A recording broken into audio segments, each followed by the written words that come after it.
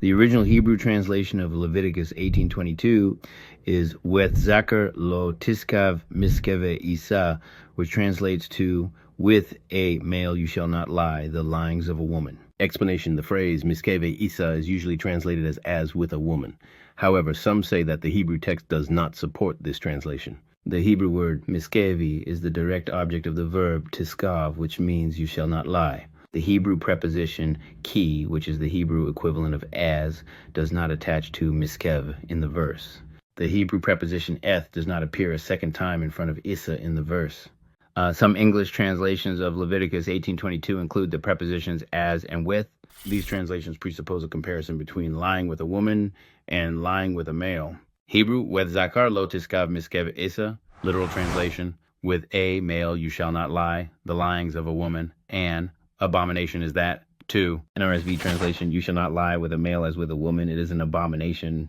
English translators add the prepositions as song with to the traditional translation for its perceived lacunae. 3. This translation presupposes a comparison between a normal action, lying with a woman, and a deviant action, lying with a male. However, the grammatical construction of the Hebrew text does not warrant such an interpretation. To substantiate such a translation, the Hebrew equivalent for as ki must be connected directly to miskeva, lying, since the Hebrew preposition attaches grammatically to either a noun or an infinitive. 5.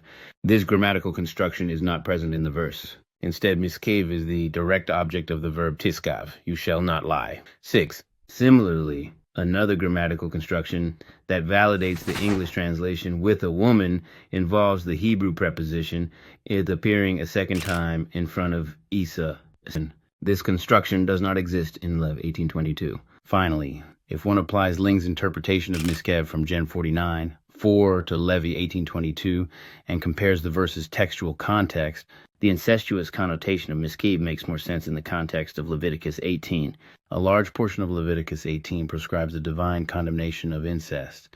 Initially, the relationship of Lev 18:22 to incest in Lev 18:6. 17 is not obvious, especially in comparison to Lev 18:18-23. The comparison of Lev 18:22 to the repetition of miskeve isa, lyings of a woman, in Lev 20:13 uncovers a parallel relationship to incest.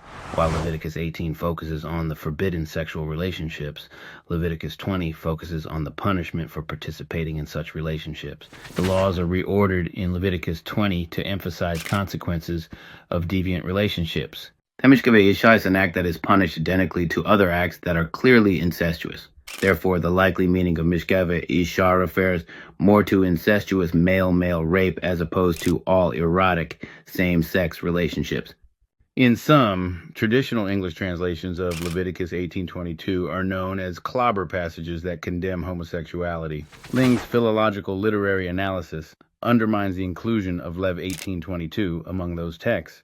He legitimizes a reading of Lev 18:22 that condemns incestuous same-sex rape.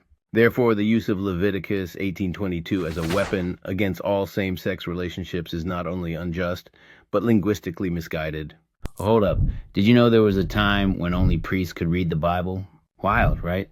Imagine a world where your spiritual guide was like, trust me, it says that. No fact-checking allowed. This was actually a thing for centuries. The church kept the Bible in Latin, a language most people couldn't understand. It wasn't until the 1500s that it started being translated into everyday languages. So next time you open up that holy book, remember, you're doing something that was once forbidden fruit. Makes you wonder how many surprises are hiding in those pages, doesn't it? Maybe it's time we all became Bible detectives.